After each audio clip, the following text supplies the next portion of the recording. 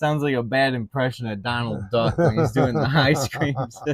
I'm Del from the band Pullback. I'm Jake the Snake. I was drummer for Detroit punk rocker Tommy Trav 5 years. And he's a Pollock.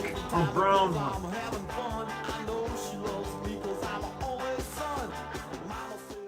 Now, what year did this come out? Oh, fuck. Well, that long ago? You gotta say, oh, fuck, it's been a while. That's the whole band? Well, no, it's the band with a bunch of bitches. Oh, I was gonna say.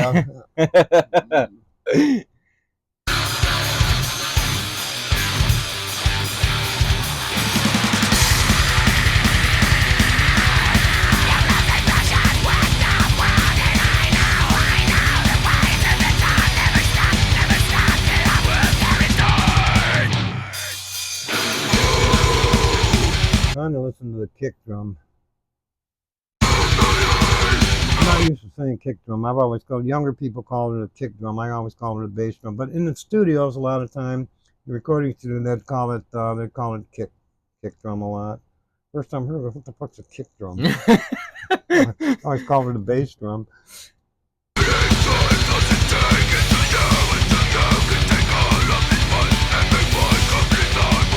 Yeah, the kick's buried. Yeah, you know? I was gonna say it's hard to hear.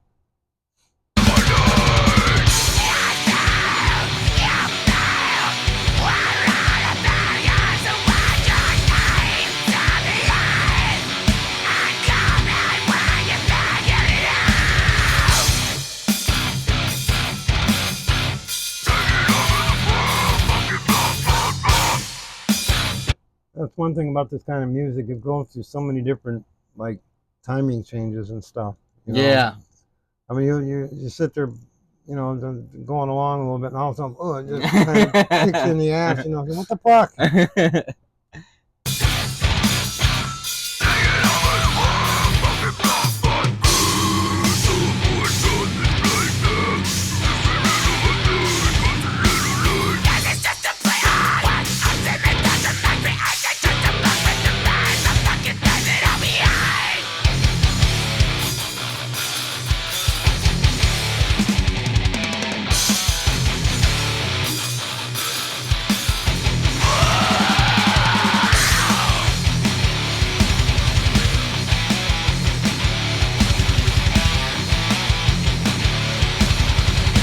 This is one of my favorite songs. It's like every part of it, it's like so mean in its own way. Like, you know, it's just one of those riffs that, like, you know, you just hear like a dirty riff. Yeah, but like usually like bands like Metallica or some of those old bands, they only play the, you know, that mean riff in certain sections of the song. The rest of the song, the guitar is just not even. Oh yeah, there's a total difference between like that kind of music and this kind of music. Big difference, man. Right, but like I'm saying, like Enter Sandman, you know, the main riff, the da da da da, that's like one of those riffs where you're like, holy shit, you know. But the rest of the song, the guitar's not even like you don't think it's nothing.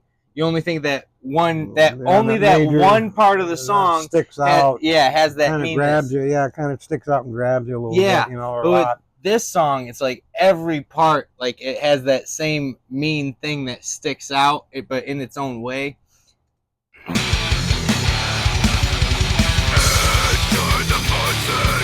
And the drums are everything in this music. Oh yeah, I've noticed that, man. Those guys, I mean, every one of these drummers so far have been great. I mean, as far as I'm concerned. And it sets the whole mood, like right there where he changes it, and it makes it right here.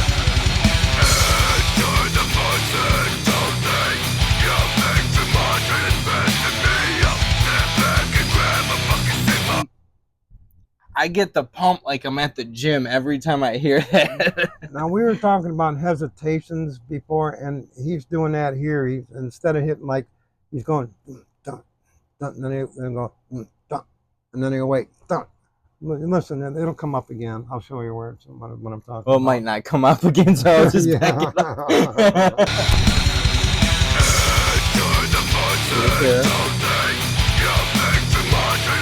Good. This is here. Did it again there.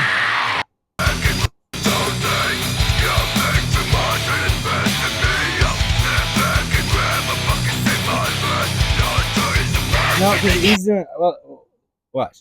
1, 2, 3, 4. 1, 2, 3, 4. 1, 2, 3, 4. 1, 2, 3, 4. 1, 2, 3, 4. It was crazy to listen.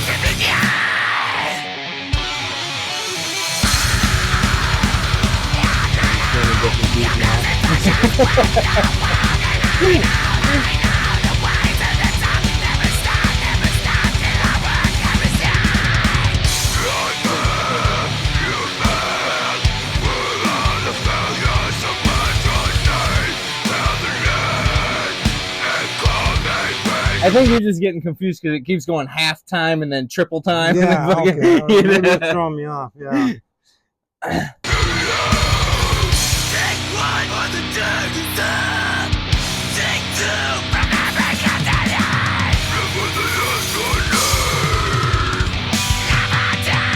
This drum is just filling in all the empty spaces. Anything in the back that's like left empty, he's just coming in and filling in everything in the back.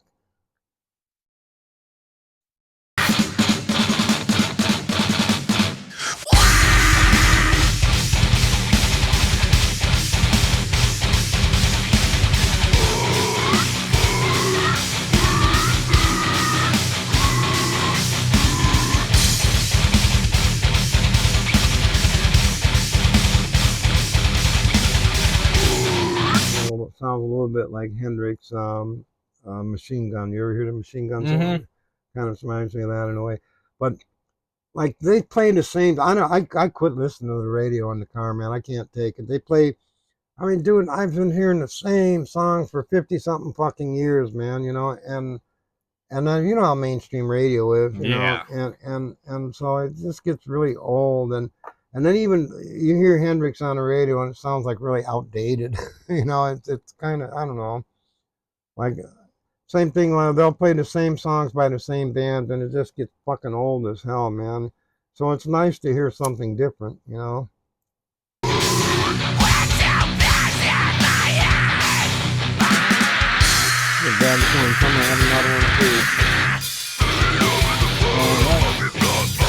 Oh yeah, why not?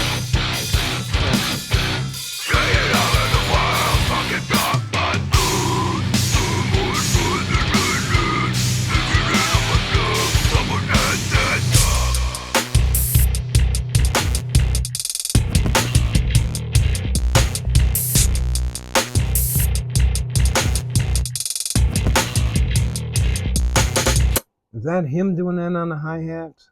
No, it's probably. It sound like mechanical or not mechanical. You know what I mean?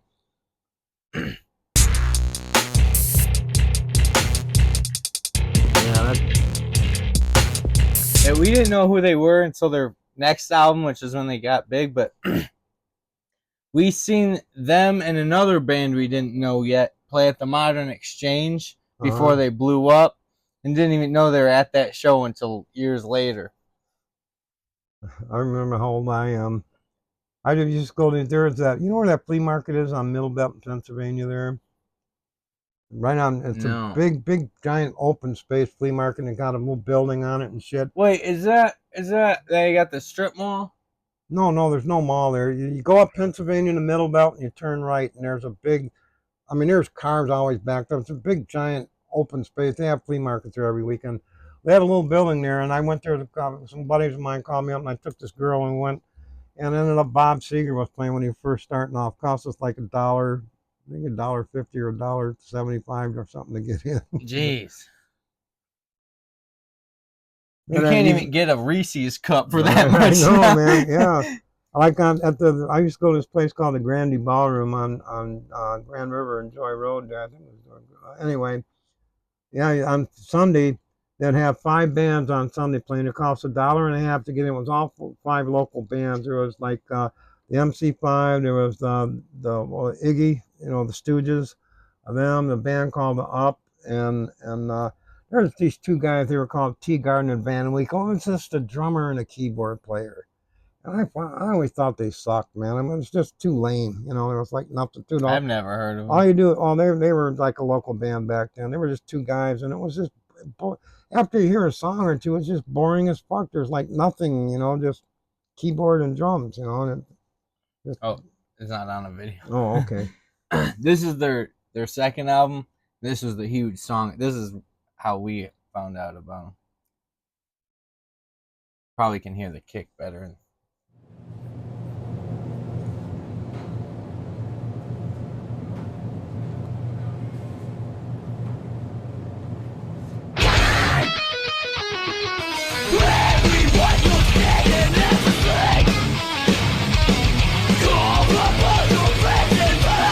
He made that shit so popular, man. The talk screaming kind of thing. And I got so fucking good at it. I could sound exactly like him. Wow. I know, like I said, the first time I heard you sing, I was shocked, man.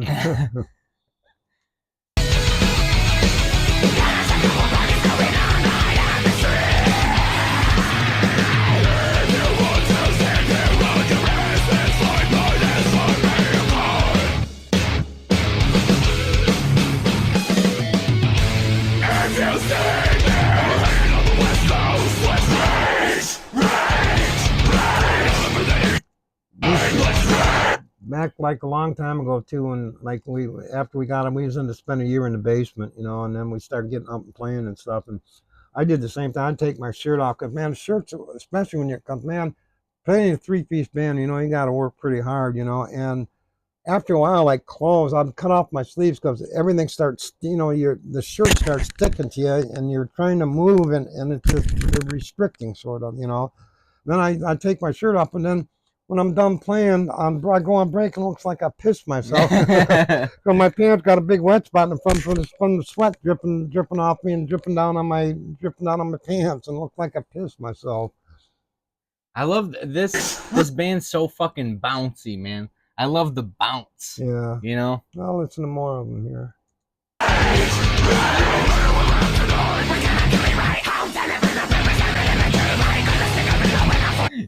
He sounds like a bad impression of Donald Duck when he's doing the high screams. Let me get a Newport.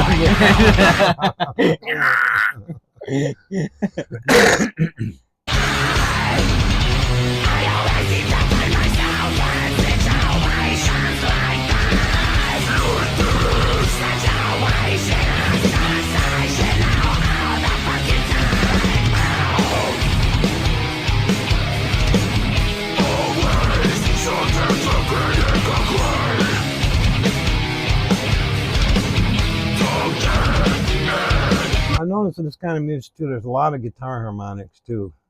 You know, now it sounds like, you know, like one guy's playing in one key, the other guy's playing in another key. Or is that? Oh, you mean like with the harmonics, like the? Yeah, like yeah. More musician talk. What you do? Yeah. I can never speak in a high. I can't. I've tried since I was a kid. I always had a deeper voice, and I can't. I can't speak in a high voice, man.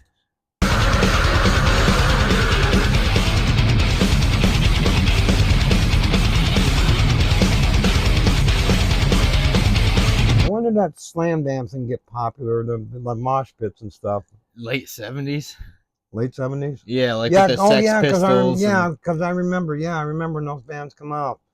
Yeah. Okay. Yeah, I answered my own question. Yeah, well, that's how, like, you know, the punk started, and that was with the mosh pits and stuff. And then because the music, that's what it was all about, you know. So all the hardcore stuff from there, it's all about the slamming into each other at shows. Okay. You know, so it's like the heavier it is, that's what, the breakdowns. You know, I'd see people bleeding and shit, man.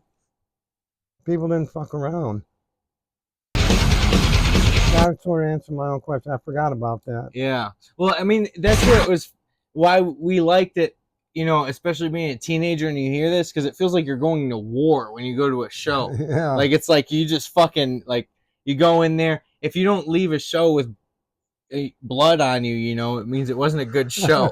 Yeah, I was played a few times. I remember one time we was playing at this place called the Grinning Duck Club. It was in Detroit, and And there was some fucking, people were hitting balloons around in there. It was like a big hall, giant hall, and these people were throwing balloons. This fucking guy come up with a fucking big old fucking hunting knife, start stabbing the balloons. I went, holy Christ. Then the same dumbass, he got really fucking drunk. Couldn't say nothing to him. He had this big old fucking hunting knife on him. It was like a big Bowie knife. And motherfucker was pissy. He just whipped his dick out and started pissed all over our PA cords and stuff. Jeez, what a man! That wasn't a grin. That was, yeah, it might have been a Grinning Duck Club, but that was insane, man. I don't know whatever happened to that guy, but I hope he didn't hurt anybody that night, man. He was a lunatic. How stupid that guy's ears are. Kind of looks like somebody else I know. Who? I don't know. Wouldn't be sitting next to me. He's gonna regret that. Oh yeah, definitely. In a few years. Yeah.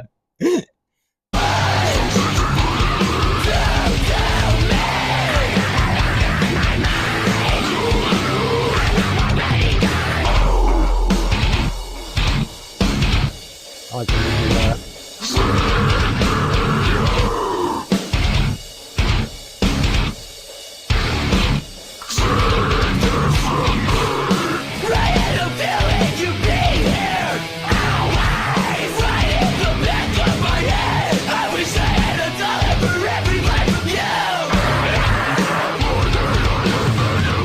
You're so good at that catchy, bouncy thing. You know, you just can't help but bob to them.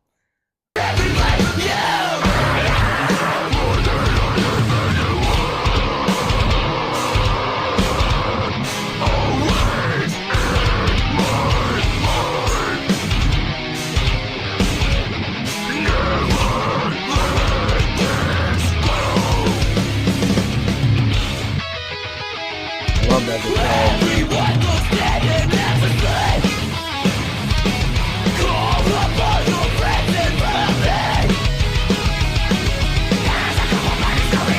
Like this is what I like right here.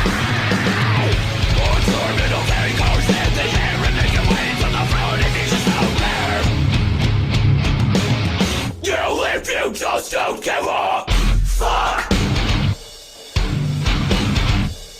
Always blazing and don't give a fuck. Yeah, anytime, anywhere. I remember back like in the psychedelic days, I wish the people back then, the older people, could see this shit now. They thought we were bad, man. Jesus Christ. They wouldn't be able to handle this. Their fucking brains would run out of their ears. I'm telling you. People were so much different, man. It's unbelievable. Girl, are you down to?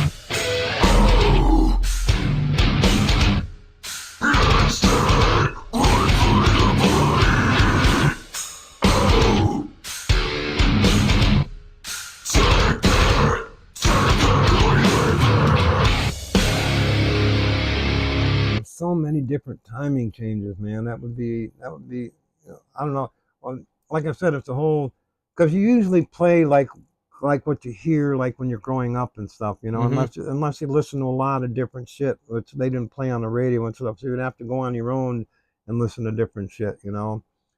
But yeah, there's so many timing changes, man. Well, the thing is, like, with my experience, at least my generation, drummers are so hard to deal with because they get bored with everything so easily. It's hard to get them to play the same beat, you know, and then every time you play a song. So it's like, unless the music's like this, they don't want to do it. You know, they need to do, you know, everything needs to be crazy. Something that's got to have a challenge to it, sort of. You know? Yeah. Yeah, I know. I was, like I said, I played mostly in bar bands, except for the Tommy Trash era there. But and sometimes, you know, people would yell out a certain song. Man, I thought, I don't want to play that fucking song again. Shit, you know. But you know, it was always fun, though. You know, but after a while, it's, you know, it get a little boring once in a while too. That's like when the Tommy Trash thing happened. It was something kind of different, you know, and had a lot of fun. We had a whole show worked out for every song, and it was pretty cool.